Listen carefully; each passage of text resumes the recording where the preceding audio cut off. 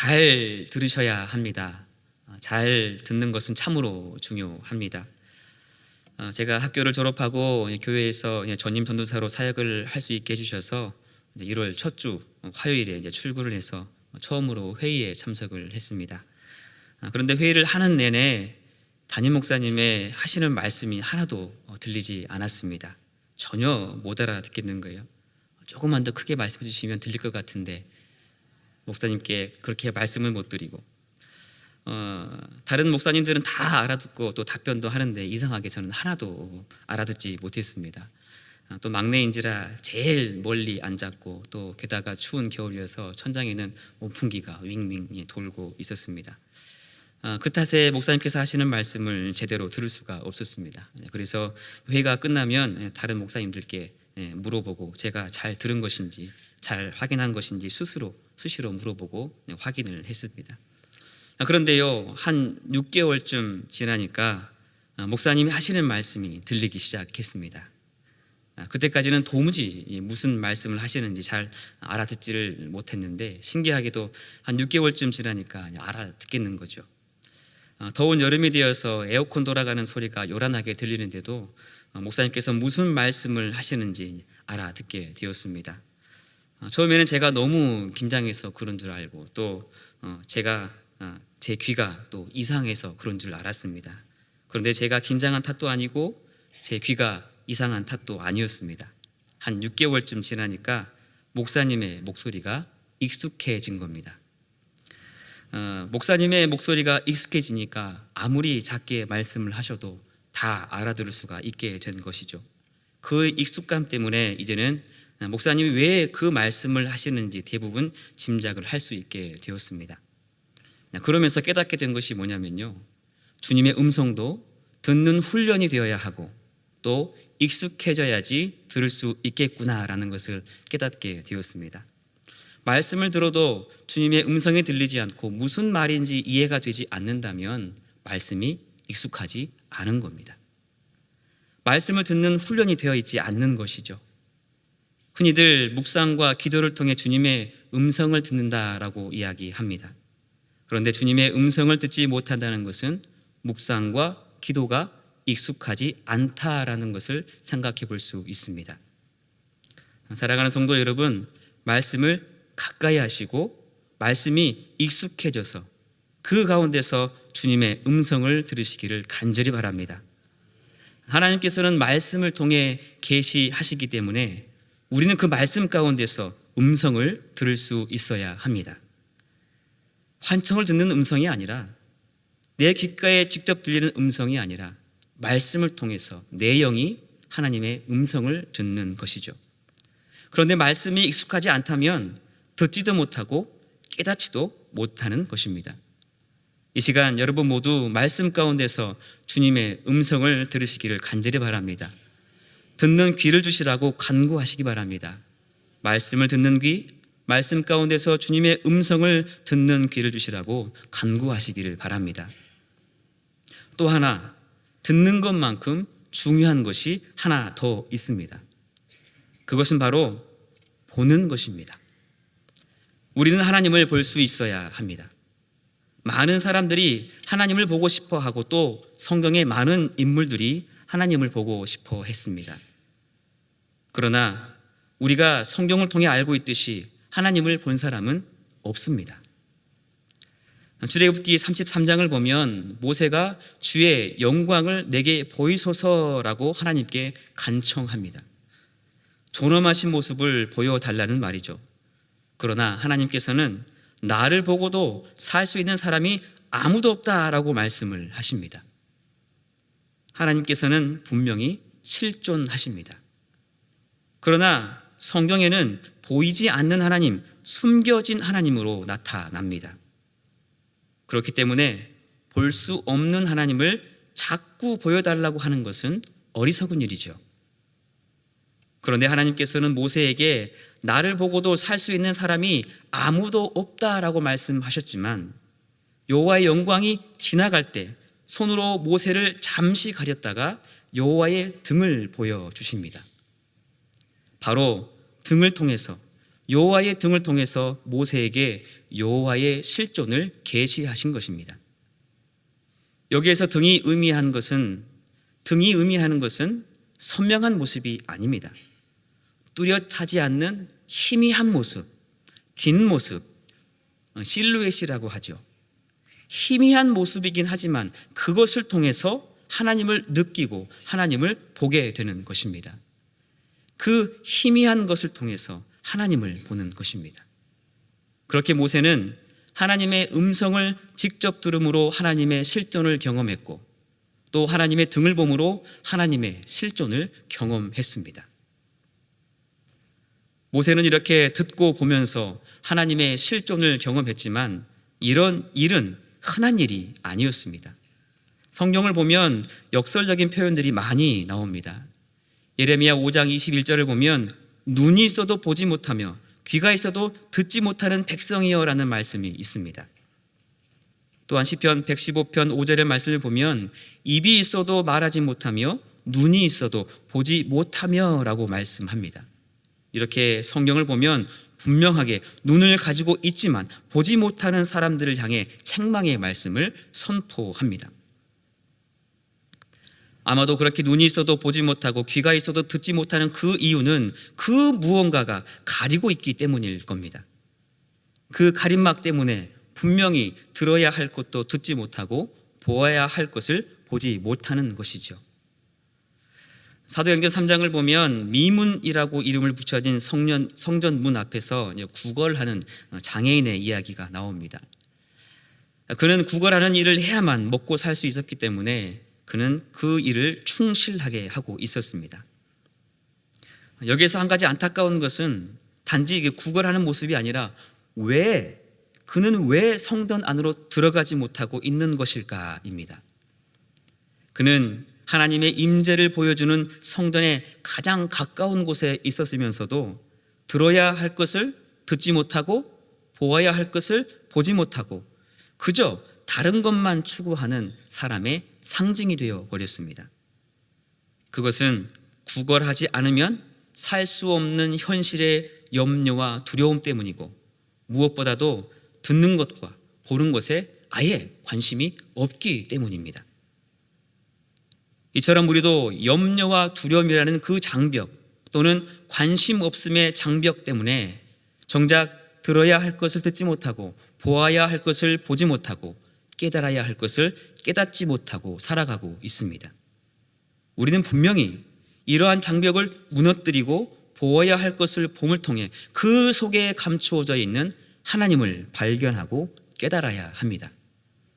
그렇다면 우리는 어떻게 하면 볼 수 있겠습니까? 오늘 본문인 시편 19편은 하나님을 볼 수 있는 방법을 우리에게 말씀하고 있습니다. 첫째로 하나님은 자연을 통해서 드러난다고 말씀합니다. 시편 19편을 기록한 다윗은 1절의 말씀을 통해 이렇게 선포합니다. 하늘이 하나님의 영광을 선포하고 궁창이 그의 손으로 하신 일을 나타내는도다. 낮과 밤이 끊임없이 교차하면서 창조 질서의 조화를 드러내고 또 동시에 낮과 밤이 가지고 있는 아름다움 속에 하나님의 섭리가 숨겨져 있다고 말하고 있습니다.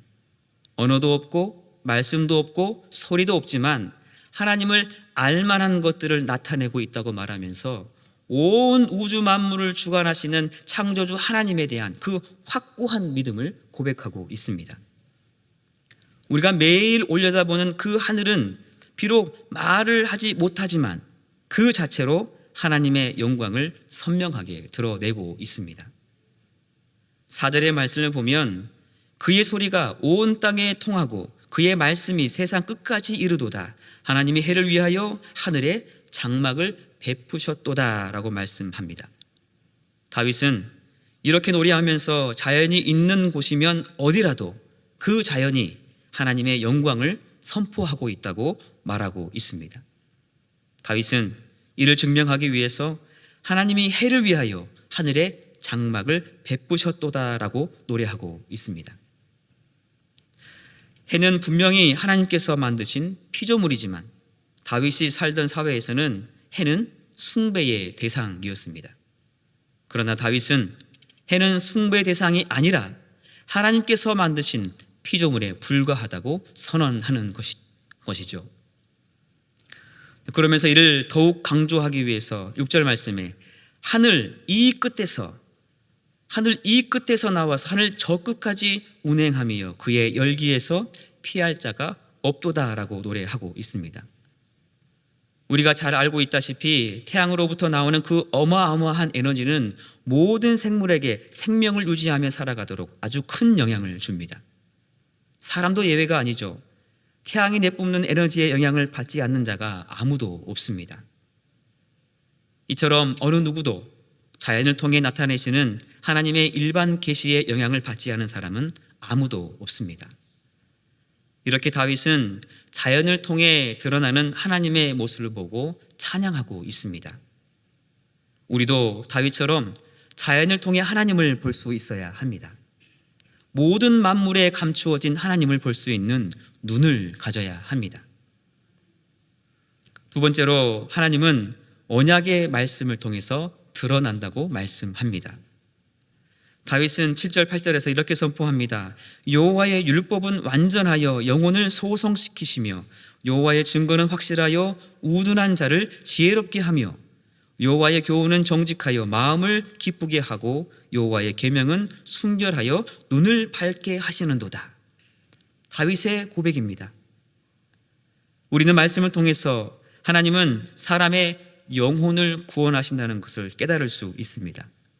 물론 자연계시가 하나님을 드러내고 있지만 오직 말씀을 통해서만 구원의 주체이신 하나님을 깨닫고 구원을 받을 수 있다는 의미의 말씀이 이것에 담겨 있습니다.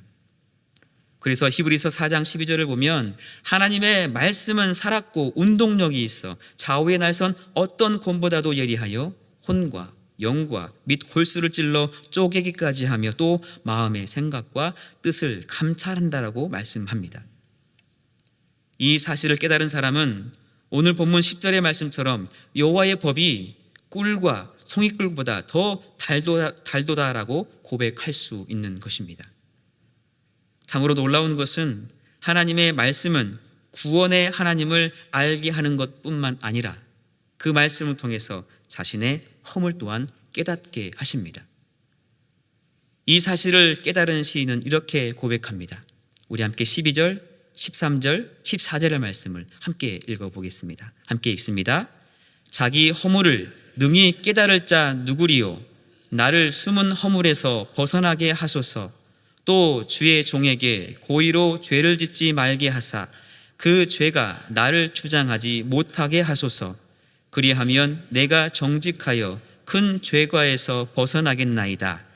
나의 반석이시요 나의 구속자이신 여호와여, 내 입의 말과 마음의 묵상이 주님 앞에 연락되기를 원하나이다. 아멘.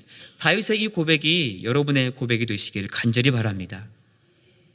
우리는 오늘 이 말씀을 통해서 하나님은 자연을 통해서 나타내시고 또 말씀을 통해서 나타내신다는 것을 깨닫게 됩니다. 그렇기 때문에 우리는 자연 가운데서 하나님을 보아야 하고 또 말씀 가운데서 하나님을 보아야 합니다. 왜냐하면 하나님은 자연을 통해 계시하시고 또 말씀을 통해 계시하시기 때문입니다. 여기에서 계시라는 말은 가려져 있고 덮여져서 알 수 없도록 감추어진 것을 커튼을 열어서 보여주듯이 드러내 보여주는 것을 의미합니다. 따라서 계시는 은폐되어 감추어져 있는 하나님이 은폐하지 않고 감추지 않고 자기를 드러내어 보여주시는 섭리를 의미합니다. 다시 말해 계시는 하나님께서 자기의 영원하신 영광과 능력과 본질과 속성, 이러한 것들을 여러 가지 형태로 나타내시는 모든 사역을 통틀어서 표현하는 말입니다. 사실 우리 인간은 영원하신 하나님을 인식하고 알아볼 수 있는 방법이 없습니다. 하나님께 이를 방법은 우리에게 없습니다. 그 이유는 본래 하나님은 감추어져 계신 분이기 때문입니다. 그래서 인간이 하나님을 발견하고 깨닫는 방법은 전능하신 하나님께서 스스로 자신을 우리에게 보여주시는 것밖에 없습니다. 이것을 하나님의 계시라고 말합니다. 하나님은 자기 계시를 통하여서 하나님의 영광과 능력과 속성과 성품과 의지, 하나님의 뜻, 하나님의 목적, 하나님의 섭리 등을 나타내 보이십니다. 우리가 앞서 살펴본 것처럼 성경은 이러한 하나님의 계시를 자연과 말씀을 통해서 주셨다라고 말씀합니다. 자연을 통한 계시를 자연 계시라고 말하고 말씀을 통해 주신 계시를 특별 계시라고 말씀합니다. 그래서 기독교를 계시의 종교라고 말하기도 합니다. 특별히 계시는 예수 그리스도를 통해서 확실히 보여주십니다. 마태복음 11장 27절을 보면 내 아버지께서 모든 것을 내게 주셨으니 아버지 외에는 아들을 아는 자가 없고 아들과 또 아들의 소원대로 계시를 받은 자 외에는 아버지를 아는 자가 없느니라 라고 말씀하고 있습니다. 이처럼 계시의 정점은 바로 예수 그리스도의 성육신입니다. 이 사건이야말로 하늘과 땅이 만나는 사건이고 하나님의 거룩한 영광이 이 땅에 임한 위대한 사건입니다. 이제 예수 그리스도를 통해 모든 인간은 하나님을 알 수 있는 길이 열리게 되었습니다. 하나님께 이룰 수 없던 그 인간이 이제 예수 그리스도를 통해서 하나님께 이룰 수 있게 되었고 하나님의 음성을 들을 수 있게 되었고 하나님을 볼 수 있게 된 것이죠. 그리고 이 사건을 기록하고 있는 것이 바로 성경, 하나님의 말씀입니다. 그래서 성경은 계시의 완결이라고 말씀합니다.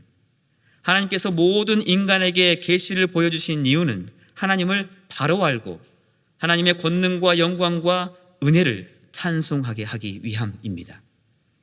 이 계시를 깨닫는 자가 하나님을 찬송하며 하나님을 예배하는 삶을 살게 되는 것이죠. 하나님은 우리가 보아 알 수 있도록 분명히 계시하고 계십니다. 우리는 이 계시하신 하나님을 보아야 합니다. 그러면 우리는 계시하시는 하나님을 보아 알 수 있도록 어떻게 해야 하겠습니까? 우리는 영적인 눈이 열리도록 간구해야 합니다. 우리의 영적인 눈이 떠지도록 간절히 간구해야 합니다. 사랑하는 성도 여러분, 우리에게 필요한 것은 우리의 영적인 눈이 떠져서 계시하시는 하나님과 만나는 것입니다. 그동안 보지 못했던 그 계시의 하나님을 보는 것입니다. 온 우주가 너무나 신비롭게 조화를 이루면서 하나님의 영광을 선포하고 있습니다. 그러나 우리의 눈은 가려져서 이때껏 보지 못하고 살았을 뿐입니다. 이제는 우리의 눈이 열려져서 보이지 않는 눈을 가져서 하나님을 볼 수 있어야 합니다. 친히 창조하신 모든 피조물을 통해 하나님의 신비롭고 위대하심을 드러내고 계십니다. 우리는 그 가운데서 하나님을 볼 수 있는 눈을 가져야 합니다. 자연을 보면서 하나님의 위대하심을 보고 깨닫는 은혜가 있기를 간절히 소망합니다. 또한 하나님은 아주 특별한 방식으로 우리에게 찾아오셨습니다. 바로 예수 그리스도를 통한 언약의 말씀을 통해서 우리에게 계시하셨습니다. 우리에게 밝히 보여주셨습니다. 그렇기 때문에 예수 그리스도를 증거하는 말씀에 귀를 기울여 보시기 바랍니다. 그냥 좋은 말씀으로만 듣지 말고 그 말씀을 계시의 말씀으로 받고 그 말씀을 깊이 묵상하시기 바랍니다. 그 말씀이 내게 익숙해지고 그 말씀이 내 삶에 깊이 자리 잡는다면 하나님의 음성이 들리고 하나님이 보이기 시작할 것입니다.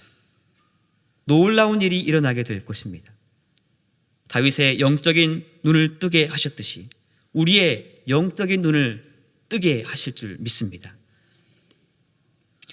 미국의 어떤 목사님의 고백입니다. 어느 날 목사님이 한 성도와 꽤 먼 거리에 있는 교회를 함께 가던 중이었습니다. 성도는 갑자기 목사님에게 다람쥐를 보았느냐고 물어봅니다. 목사님은 보지 못했다고 대답을 하죠. 잠시 후에 이번에는 오리가 지나갔다고 말했지만 여전히 목사님 눈에는 보이지도 않았습니다. 차를 타고 가는 내내 성도는 수시로 사슴이나 토끼 같은 산짐승을 발견했지만 목사님은 단 한 마리도 보지 못했고 오직 표지판과 앞에 펼쳐진 고속도로만 눈에 보였습니다. 나중에 알고 보니 성도의 직업이 포수였습니다. 포수인 탓에 눈에는 동물들만 보인 것입니다. 반면 목사님은 운전을 해야 하기 때문에 표지판과 길밖에 보이지 않는 것이죠. 이때의 경험으로 목사님은 큰 깨달음을 그 교회 성도들과 함께 이렇게 나누었습니다. 운전자에게는 눈앞에 표지판과 도로만 보이고 포수에게는 스쳐 지나가는 동물만 눈에 들어오지만 그리스도인인 우리는 오직 하나님을 보아야 합니다. 우리의 마음과 우리의 생각과 우리의 관심이 하나님께 향하여 있다면 우리는 보는 모든 만물들 가운데서 주를 볼 수 있습니다. 하지만 우리의 마음과 우리의 생각과 우리의 관심이 다른 곳을 향하고 있다면 우리는 절대 그 가운데서 하나님을 볼 수 없습니다. 절대 하나님과 익숙해질 수 없습니다. 절대 말씀과 익숙해질 수 없습니다. 우리 눈에 보이는 모든 것들이 하나님을 드러내고 있지만 우리의 눈이 닫혀 있고 우리의 마음이 다른 것에 관심이 있다면 절대 하나님을 볼 수 없습니다. 우리는 보이지 않는 것을 보는 눈을 가져야 합니다. 우리 눈으로 그 눈으로 온 우주 만물과 또 말씀을 통해 드러내시는 하나님을 보아야 합니다. 믿는 자들은 이와 같은 눈을 가져야 합니다. 그러나 이 또한 성령님의 조명하심이 없이는 우리의 눈이 떠질 수가 없습니다. 우리의 힘과 우리의 노력으로 되지 않는다는 것이죠. 그래서 우리는 더욱 간절한 마음으로 우리의 영적인 눈이 떠지기를 간구해야 합니다. 그렇게 기도하고 말씀을 가까이 할 때 나의 생각과 어리석음이 드러나게 되고 하나님 앞에서 벌거벗은 자처럼 나의 잘못과 허물이 드러나게 됩니다. 그때야 비로소 하나님의 계시를 바로 인식할 수가 있습니다. 사울이 참 하나님이신 예수 그리스도를 핍박했던 사람이었지만 눈이 밝아져서 회심하게 되고 사도 바울이 되지 않았습니까? 바울은 눈이 밝아진 후에 모든 의심과 모든 어두운 것들이 사라지고 영혼이 소성되었습니다. 이처럼 우리도 영적인 눈이 열린다면 우리의 벌거벗은 모습을 발견하고 십자가 앞에 엎드릴 수밖에 없습니다. 우리에게 뿌리 박혀 있는 의심과 어두움이 사라지게 될 것입니다. 좌절과 실패감에 빠져 있는 우리의 영혼을 하나님께서 회복시키시고 소성시켜 주실 것입니다. 보이지 않는 눈을 가지시기를 간절히 소망합니다. 여러분 모두 보이지 않는 것을 보는 눈을 가지셔서 우리에게 계시하시는 하나님을 만남으로 오직 하나님만 경배하고 하나님만 예배하는 복된 삶을 살아가시기를 주님의 이름으로 축복합니다.